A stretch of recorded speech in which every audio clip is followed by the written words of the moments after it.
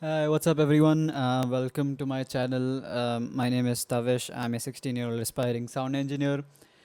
Right in front of me here, you can see I have my Allen Heath SQ6, and we're gonna create a mix on it today. And yeah, I'm very excited. I'm renting it out from a company called PSL Pro. I have a show tomorrow, and I was like, why not just use it for a bit?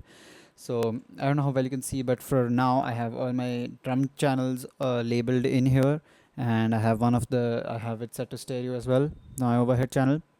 So let's work on labeling all the rest of the channels. We're doing a virtual soundcheck style, so we have up to 32 channels here. So all these faders are not important currently, except of the FX returns, of course. I'm using the matrix to record. Just to let you know, I am using a matrix out straight into USB into OBS. That is how I'm recording the audio for this from the board itself. Um, yeah, I think that's all that's important to know. And yeah, so I think let's just get started with labeling all the channels. How I'm gonna go about this is I'm gonna hear the tracks and then go about it like that. I'm not gonna just look at the thing and then label it. So I'm just gonna play the track itself. We're doing a cover of Everlong that I have downloaded from somewhere on the internet. But yeah, let's just get started. So you can see all the lights going crazy. So let's just start labeling stuff and then we'll see what to do.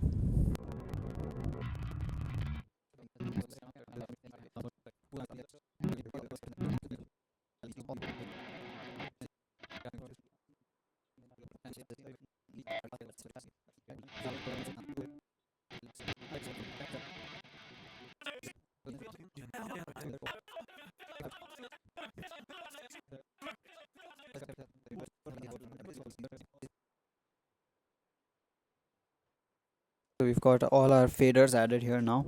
Now what we can do is actually start the mix. So all these are our drums, basses, guitar tracks, and these are all our vocals and harmonies. We start with our kick drum. That's just how I'm used to it. So let's bring all the other faders down here, and let's just loop a section of the song. Start with kick. You can see, even though I'm doing virtual sound check, the input signal is coming in pretty loud. Decrease that till I get green here. Now let's bring up the fader.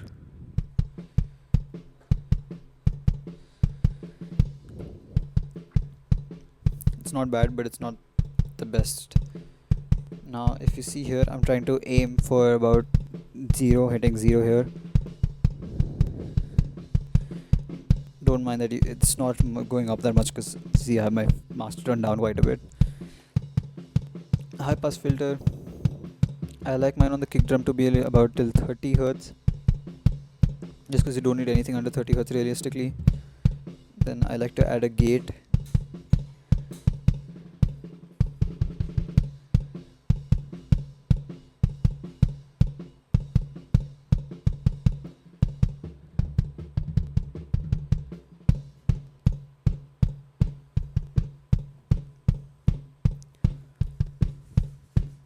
Yep, okay. Next I'll add compression before I do any EQ work, just so I know what I'm gonna do. Favorite ratio is about 4:1 on drums. Attack about 25 to 30 milliseconds.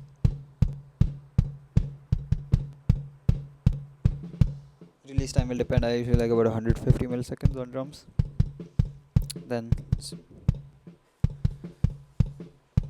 bring it down till you're getting constant compression.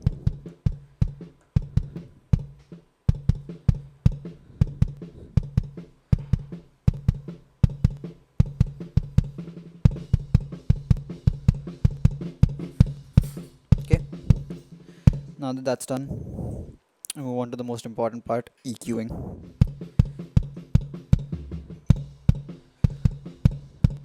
Let's select our band first and just have a listen.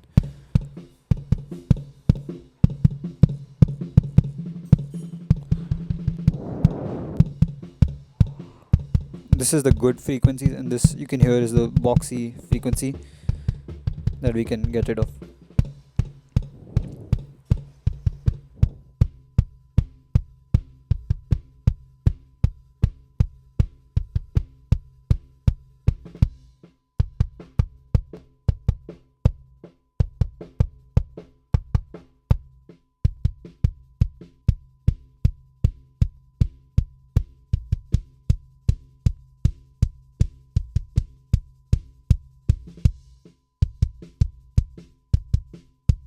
Got a nice kick sound.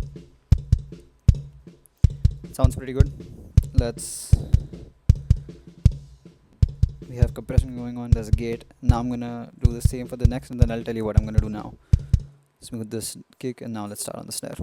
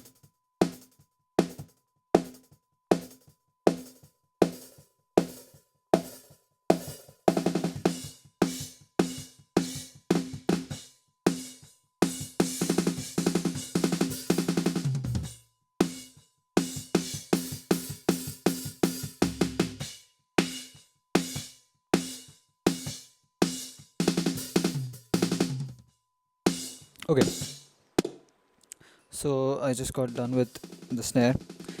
To show you what I did, immediately first thing I did was set the gain. Again, aiming for about hitting that 0 mark here, maybe going into +3 a bit, that's fine.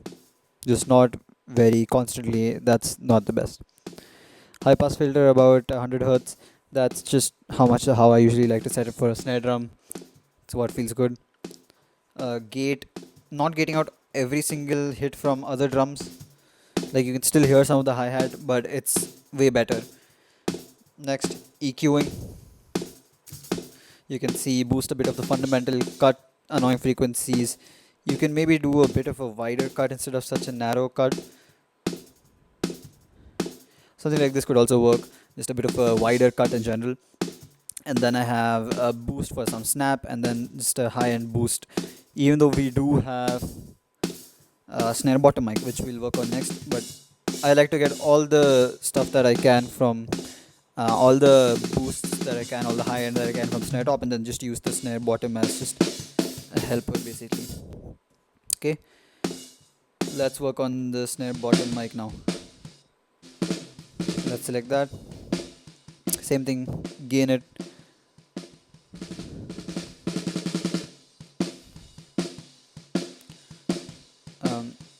High pass filter will be pretty high on this, just so that I can get away all the kick from this. Gate comes in,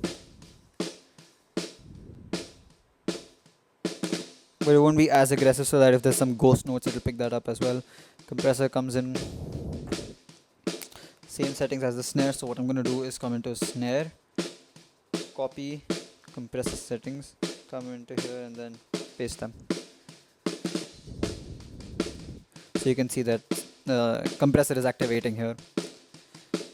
And one thing I completely forgot to do, invert polarity. So you can see, like, yeah, sure, it's good, but we need to now apply EQ on this. Okay, so first thing that I'm going to do is with this here right now, I'm gonna first see if there's any frequencies that I don't like in here. I know that there definitely is like something like this, which is gonna clog up the space that the snare top is gonna take. So I'm gonna eliminate some of that. Whistling like that is also something that's going to go. And then some air and sparkle, boost that up, maybe cut some more of that. There we go.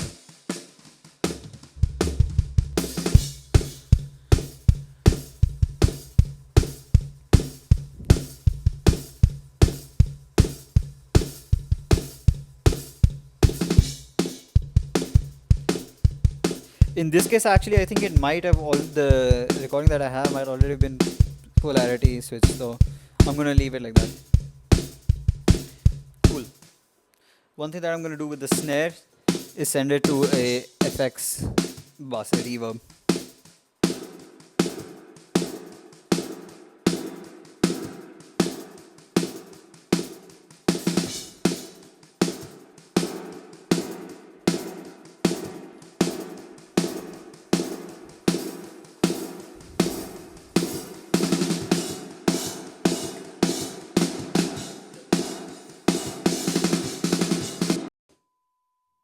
So now with our snare drum sent to a reverb, let's see how it sounds. This is a really long reverb. So what we'll have to do, cut down on the reverb a bit so that it sounds more natural. Let's go into text bus.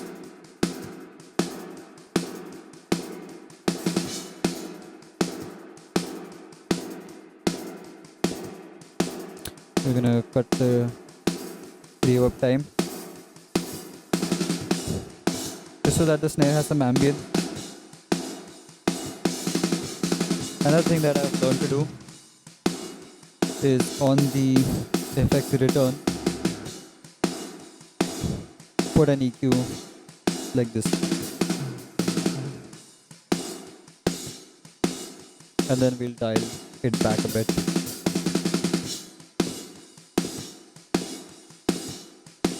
Cool. Let's listen to kick and snare.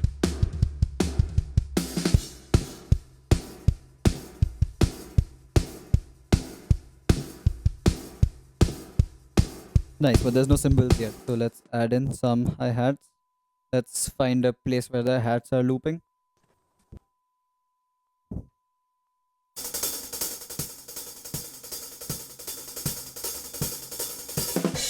Okay, so the hats are looping here now. Let's just cut the loop in a bit.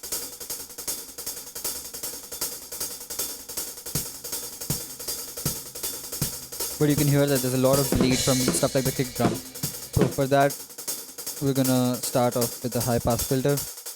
I don't want anything that's not extreme low. I don't want any extreme high end coming into this.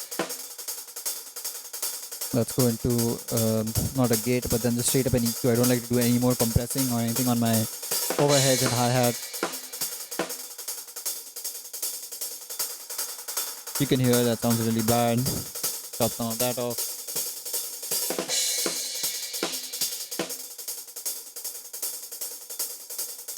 Into my high end, make it a shell, boost it at this,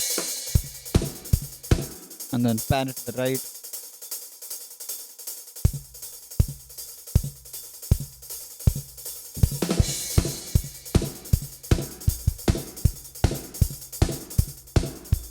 Maybe dial it back a bit. But yeah, that's mainly how I like to do this. Yeah. Let's start adding some overheads into the mix. What overheads always give a nice wide stereo feeling and stereo image of the drum set. We're gonna work on that next.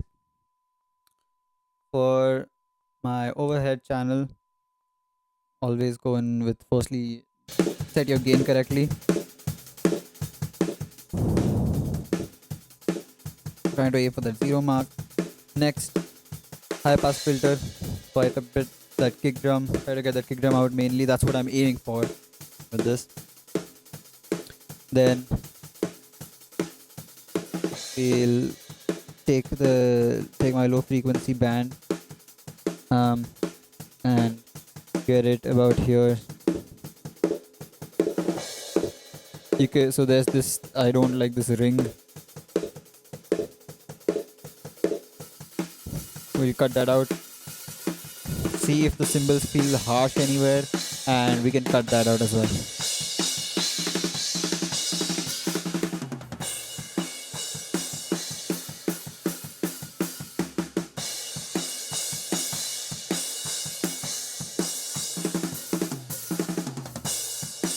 With the entire kit.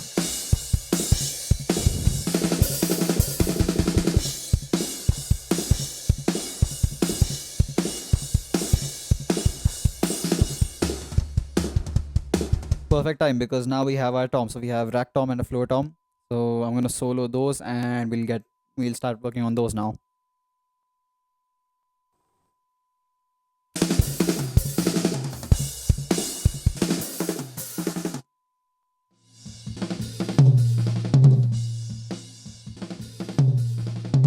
Again, aiming for that 0 mark. One thing I don't really appreciate about the Allen Heath system is you can't say take your dynamics, basically your compressor from here to here or something. That would be really cool, but I get it. Toms, I passed it just a bit, till maybe say about 50. Gating, I like to gate my toms pretty heavily.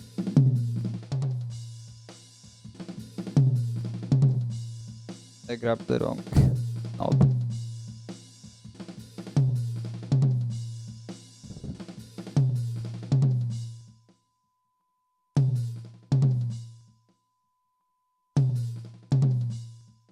Yep.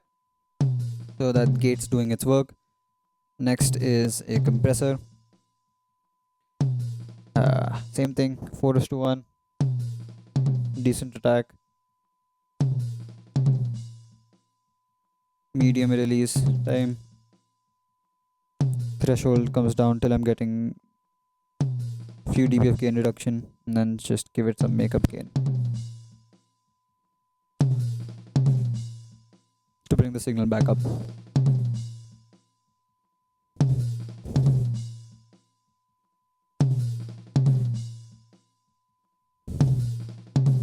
Now that we have the signal back up to where it is, now I'm gonna start working on the EQ bit. Now for EQing, I'm gonna first do the EQ and then explain what I've done, why I've done it.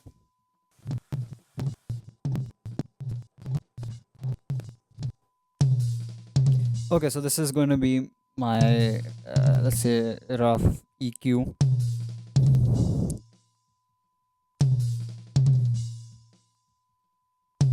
Maybe work on it just a bit more. Well, this is roughly what I'm gonna go with for most of my tom channels. So I have only two in this case, a rack and a floor tom. But this is something that I can just say, come into here, copy, paste.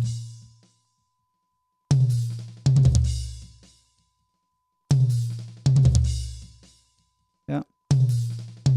That gets panned, that I've panned that already. But you can hear that it sounds pretty good. Let's listen to it. Then what I will do is also put some of the verb on the toms.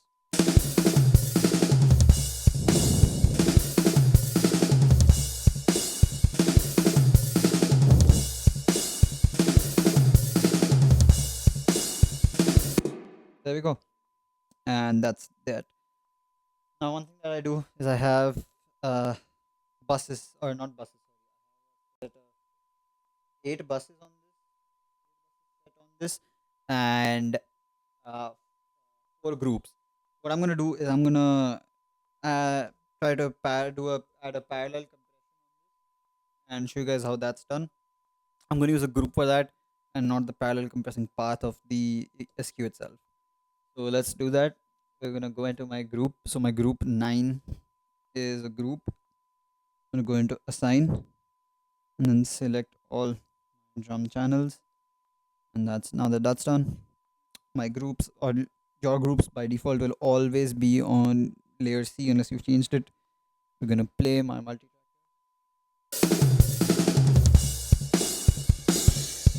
You can see that we have signal. Select that.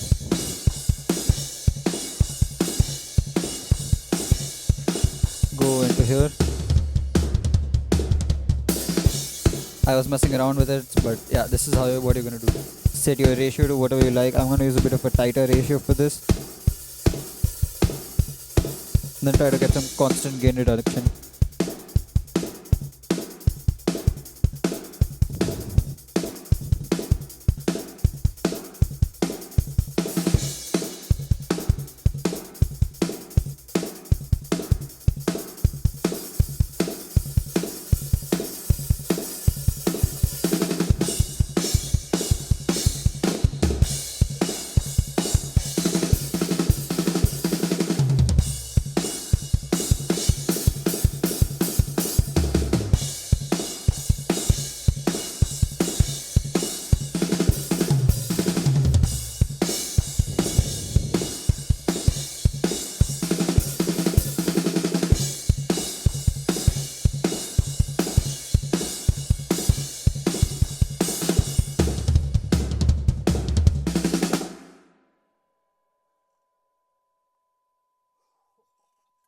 So there we go.